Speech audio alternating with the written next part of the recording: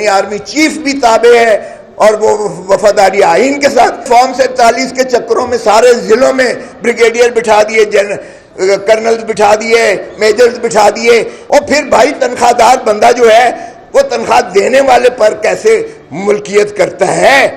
پھر غلامی کے توق میں خاکی ٹوپی والا ہو، خالی ہیٹ والا ہو یا خاکی وردی والا ہو، پھر کوئی بھی حکمرانی آپ پر کرے، انصاف کے ایوانوں میں گھس بیٹھیے، اس انداز سے ہمیں مداخلت کر رہے ہیں۔ بس کر دیں، اب بس کر دیں، بہت اولیاء، اب پھر ایک نہج پر ہے، ہم ایسی نہج پر آئے ہیں۔ کوئی اپنی ماں سے ایسا سلوک کرتا ہے کوئی؟ آج پھر دھرتی ماں ہمیں پکار رہی ہے۔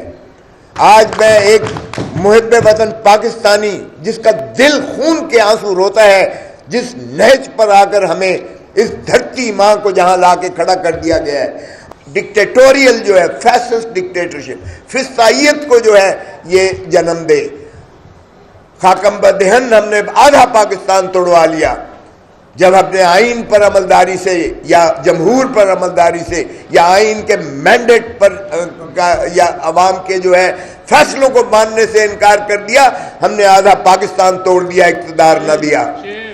بس کر دیں، اب بس کر دیں، بہت اولیاء، اب پھر ایک نہج پر ہے، ہم ایسی نہج پر آئے ہیں۔ جوڈیشری کہہ رہی ہے کہ ہم پر جو ہے ایگزیکٹو اور اسٹیبلشمنٹ کا دباؤ ہے، ہم منصفانہ آزادانہ فیصلے نہیں کر سک رہے ہیں، ہمارے کار سرکار میں مداخلت کی جا رہی ہے، اس لیے اس کو سپریم جوڈیشل کاؤنسل دیکھے۔ اور سپریم جوڈیشل کاؤنسل کیا اسی کو، یعنی جس اتار کے اسی کے لونڈے کو ہم نے جو ہے جس کے خلاف شکایت ہے، اسی کو چیف جسٹس بلا کے، چیف ایگزیکٹو کو بلا کے کہہ رہا ہے کہ تم کمیشن بنا دو۔ اور سارے ملک کے ہائی کورٹس کے سپیریئر ججز نے کیا لکھ کے بھیجا ہے؟ انہوں نے تائید کی ہے کہ ہمارے بھی انصاف کے ایوانوں میں گھس بیٹھیے، اس انداز سے ہمیں مداخلت کر رہے ہیں کہ ہمیں بھی جو ہے خوف آتا ہے کہ ہم عدالت میں منصفانہ آزادانہ انصاف نہیں کر رہے، ایگزیکٹو اور اسٹیبلشمنٹ کی یہاں بھی مداخلت ہے۔ اور پشاور ہائی کورٹ کے نے تو اس حد تک لکھا کہ جب ہم نہیں مانتے تو اکراس دا بارڈر ہمیں دہشت گردوں سے دھمکی دی جاتی ہے، ہماری جان اور ہمارے بچوں کو دھمکی دی جاتی ہے کہ ان کا یہ حشر ہوگا۔ معاف کیجئے گا، اگر رول آف لا نہیں ہے، اگر آئین کی پاسداری عملداری نہیں ہے، تو پھر ہمارا وجود جو ہے ہمیں کالا کوٹ اتار دینا چاہیے۔ پھر غلامی کے توق میں خاکی ٹوپی والا ہو، خالی ہیٹ والا ہو، خاکی ہیٹ والا ہو یا خاکی وردی والا ہو، پھر کوئی بھی حکمرانی آپ پر کرے، پھر معاف کیجئے گا، پھر بات کریں انسانی حقوق کی، مت بات کریں بنیادی حقوق کی، مت بات کریں آئینی حقوق کی، پھر کسی چیز کی آپ مت بات کریں۔ ہماری جو ماشاءاللہ لا انفورسنگ ایجنسیز تھیں، انہوں نے فارم 47 کے چکروں میں سارے ضلعوں میں بریگیڈیئر بٹھا دیے، کرنلز بٹھا دیے، میجرز بٹھا دیے، اور اپنا کام چھوڑ دیا۔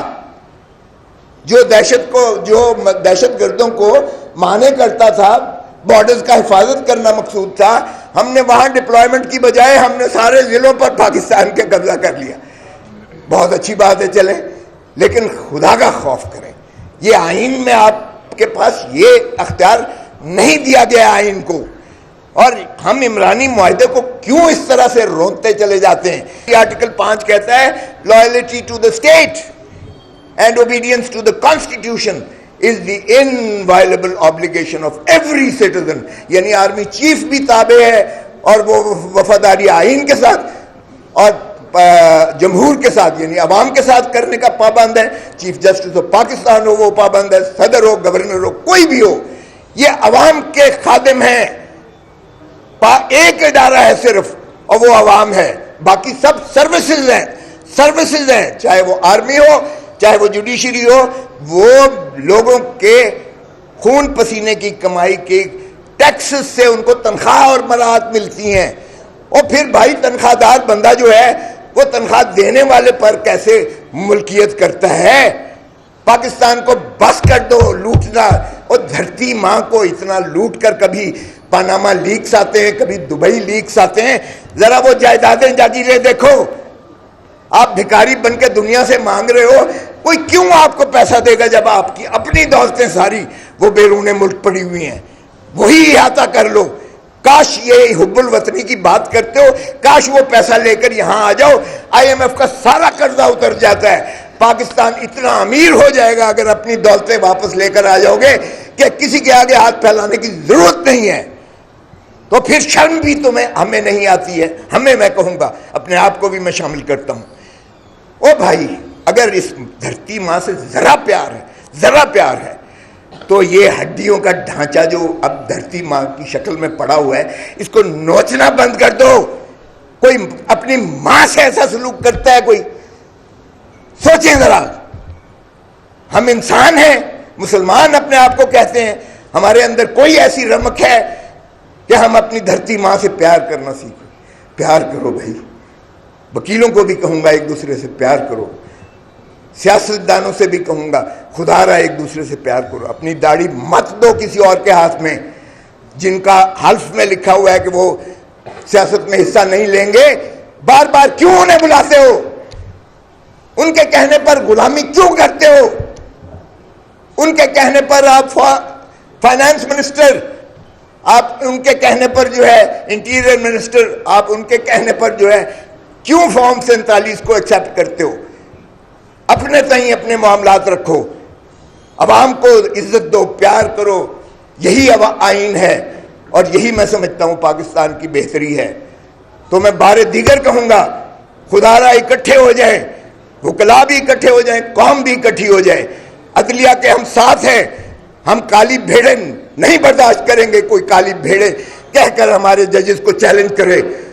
اور جو قاضی فائز عیسیٰ نے ایک لیٹر لکھا ہے برطانیہ کی کمشنر کو، وہ میں سمجھتا ہوں ان کو نہیں لکھنا چاہیے تھا. خدا را پاکستان کو اتنا ذلیل مت کرو کہ تم ایک پولیٹیکل اور یعنی سیاسی ڈائلاگ میں تم پڑ جاؤ، ایک یونائٹڈ UK کی کمشنر کے ساتھ پڑ جاؤ، الجھ جاؤ.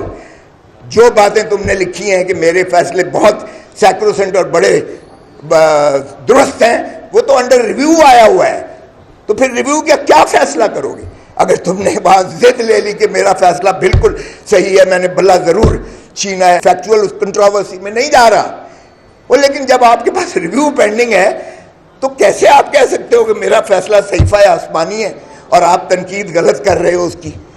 یہ قوم نے دیکھ لیا ہے 8 فروری کا فیصلہ، اس لیے اس کو مت چھیڑیں. اور آپ اتنے پارسا نہ بنیں کہ جو چیز غلط ہے، ویسے آپ نے کہا کہ ٹروتھ اینڈ کہ جی سچائی کا بات کرنی چاہیے، اور سچائی یہ ہے کہ آپ نے 1919 میں آپ نے اسرائیل کا بنایا وغیرہ وغیرہ. انہوں نے لکھا، بہت اچھا لکھا، اس کو صحیح چہرہ دکھایا برطانیہ کو. لیکن آپ ہی اپنی اداؤں پہ ذرا غور کریں. ہم اگر عرض کریں گے تو شکایت ہوگی. آپ اپنے ملک کو تو سنوار لیں، اپنے نظام عدل کو تو سنوار لیں، اپنے آپ کو اور اپنے اس جوڈیشل سسٹم کو بچا لیں، تو یہ بہت بڑا احسان ہوگا پاکستان کا. بہت مہربانی. Thank you very much. Pakistan زندہ باد.